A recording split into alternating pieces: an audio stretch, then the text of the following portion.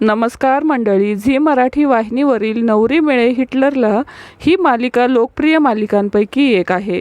या मालिकेतील सर्वच कलाकारांनी आपल्या अभिनयाने प्रेक्षकांच्या मनात घर केलं आहे।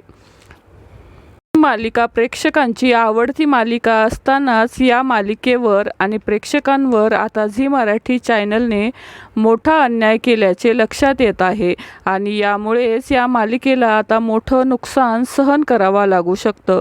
त्याचं कारण म्हणजे झी मराठीने या मालिकेच्या वेळेमध्ये आता मोठा बदल केला आहे। येत्या 17 मार्चपासून सर्वांची लाडकी असलेली नवरी मिळे हिटलरला ही मालिका आता प्रेक्षकांना रात्री 11 वाजता पाहायला मिळणार आहे। यापूर्वी ही मालिका 10 वाजता प्रसारित व्हायची, आता मात्र तिचं टायमिंग बदलून थेट 11 वाजता करण्यात आलं आहे। त्यामुळे 11 वाजता ही मालिका पाहण्यासाठी प्रेक्षकांना वेळ मिळेल का आणि प्रेक्षक उपस्थित राहतील का, हा देखील एक मोठा प्रश्न या मालिकेपुढे आता उभा राहणार आहे। यामुळेच या मालिकेला आता याचा एक मोठा फटका बसू शकतो। याशिवाय मालिकेच्या वेळेत बदल केल्याने प्रेक्षक झी मराठी या वाहिनीवर प्रचंड संताप व्यक्त करताना दिसत आहेत।